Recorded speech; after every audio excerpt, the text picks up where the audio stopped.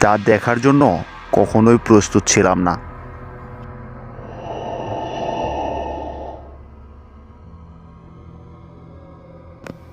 তাড়াতাড়ি করো, তাড়াতাড়ি। অনেক দিন পর একটা মানুষ পেয়েছি। আজকাল তো এদিকে কোনো মানুষই আসে না। কতদিন পর মানুষের রক্ত খাবো।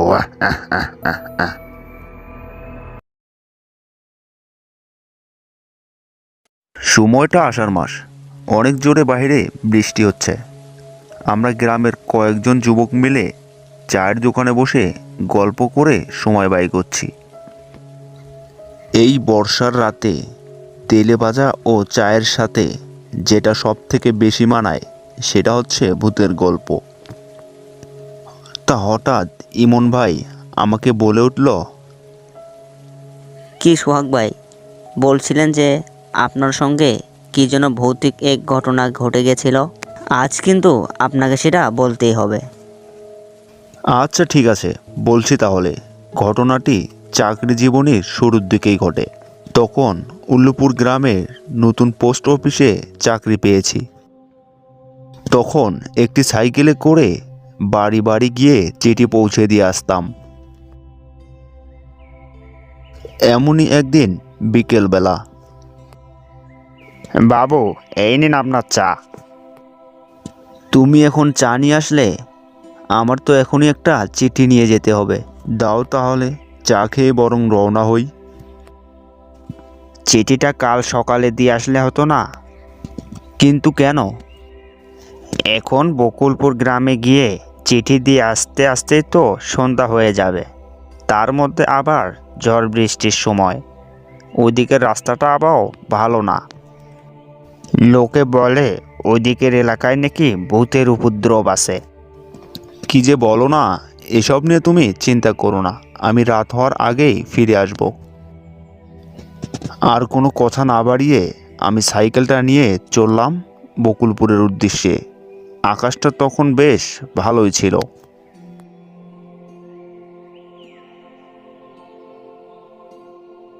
চিঠির ঠিকানায় পৌঁছতে প্রায় 1.5 ঘন্টার মতো সময় লাগলো। কিন্তু তখন আকাশের পশ্চিম দিকটাতে বেশ ভালোই মেঘ জমেছে। কেউ কি আছেন? বাড়ির সামনে দাঁড়িয়ে বেশ কয়েকবার ডাক দেওয়ার পর একটা ভদ্রলোক বাহিরে আসলো। আপনাদের ঠিকানায় একটা চিঠি এসেছে। ও আচ্ছা, আপনি তাহলে এখানকার নতুন পোস্টমাস্টার। ধন্যবাদ। তা আপনি এই চিঠিটা কাল সকালে দিলেই পারতেন। এখন আপনার ফিরতে তো অনেক রাত হয়ে যাবে। তাছাড়া এই গ্রামে আসার মাঝে যে জঙ্গলটি পড়ে, ওই জঙ্গলটিও আবার ভালো না। আজকে রাতটা না হয় আমার বাড়িতে থেকে যান। না না, শুধু শুধু এসবের দরকার নেই। আমি সময় মতো বাড়ি পৌঁছে যাব। ধন্যবাদ আপনাকে। এরপর আর দেরি না করে সাইকেলটা নিয়ে বাড়ির উদ্দেশ্যে বেরিয়ে পড়লাম। কিন্তু বেরোলাম তো ঠিকই, মাঝপথে এসে বৃষ্টির মধ্যে আটকা পড়ে গেলাম। ভাবলাম এই বৃষ্টির মাঝে ভিজলে তো নিশ্চিত জ্বরে ভুগতে হবে। তাই একটি গাছের নিচে আশ্রয় নিলাম। এদিকেও আবার অন্ধকার হয়ে আসছে। সাইকেল নিয়ে এই অন্ধকারে পথ চলতেও অনেক সমস্যা হয়ে যাবে। এখন কি করব ভেবে পাচ্ছি না। হঠাৎ দেখলাম দূর থেকে একটি লোক আমার দিকেই এগিয়ে আসছে।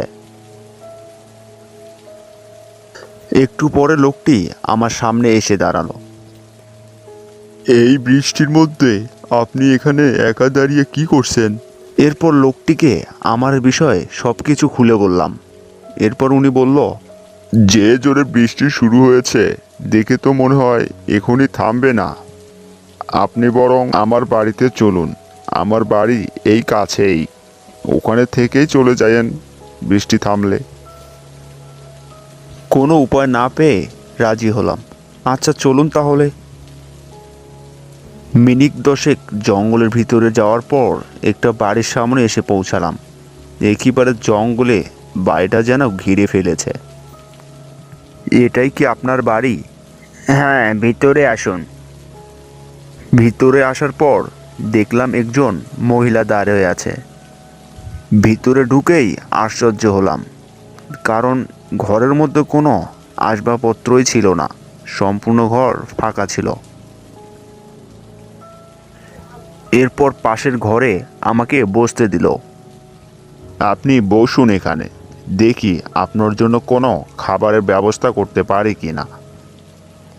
কি যে বলেন আপনি, এসবের কোনো দরকার নেই, থাক। না না, তা বললে কি আর হয়। এরপর লোকটি রুম থেকে বেরিয়ে গেল। বৃষ্টিতে আমার গা পুরোই ভিজে গেছে। একটি শুকনো তোয়ালে হলে অন্তত মাথাটা মুছতে পারতাম। লোকটিকে গিয়ে গামছা অথবা একটা তোয়ালের কথা বলি। এরপর ঘর থেকে বের হলাম, আর দেখতে পেলাম পাশের ঘরের দরজাটা হালকা খোলা। ওই ঘর থেকে কেমন যেন এক অদ্ভুত আওয়াজ ভেসে আসছে। তাই দরজার পাশে গিয়ে দেখতে লাগলাম, কিন্তু যা দেখলাম তা দেখার জন্য কখনোই প্রস্তুত ছিলাম না।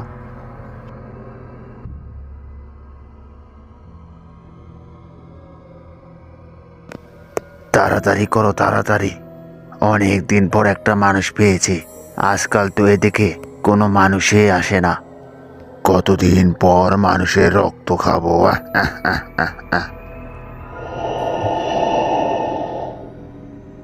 এরপরে আমি তাদের মুখের পরিবর্তন দেখলাম।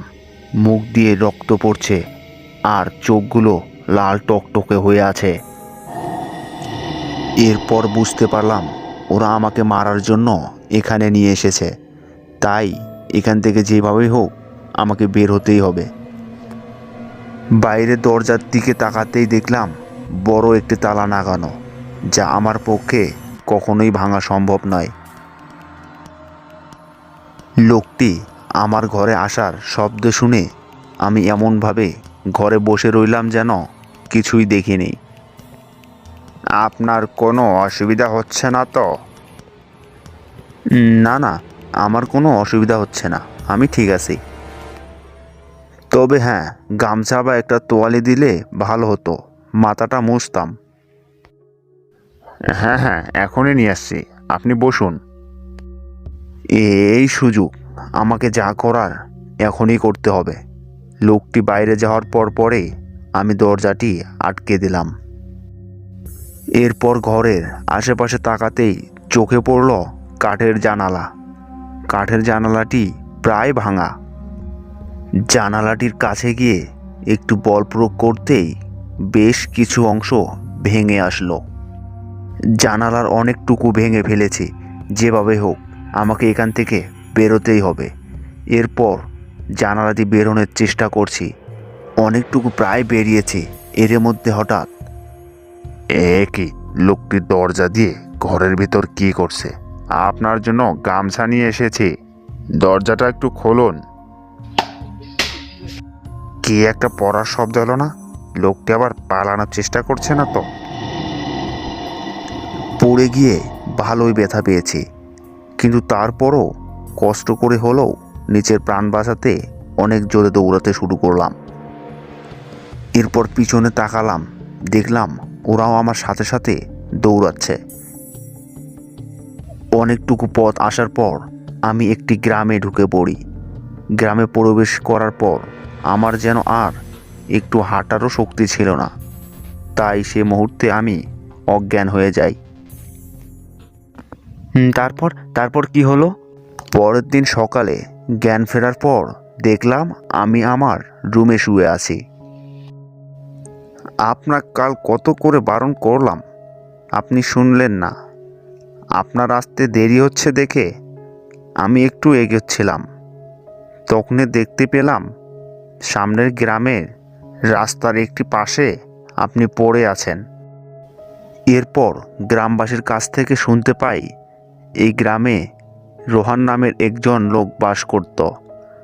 অনেক বছর আগে খাজনার টাকা পরিশোধ করতে না পারায় এখানকার জমিদার তার কাছ থেকে সব সম্পত্তি, ঘর বাড়ি কেড়ে নেয়। তাদেরকে চোরের অপবাদ দিয়ে ওই গ্রাম থেকে তাড়িয়ে দেয়। এরপর ওরা দুজনই ওই জঙ্গলে গিয়ে একটি বাসা বাঁধে। মিথ্যা অপবাদ ও যন্ত্রণা সহ করতে না পেরে ওরা এই আত্মহত্যাকে বেছে নেয়। এরপর ওরা দুজনই ওখানে আত্মহত্যা করে। ওদের আত্মা যেন এখনও শান্তি পায়নি, তাই এখনও ওই বাড়িতে ঘুরে বেড়ায়।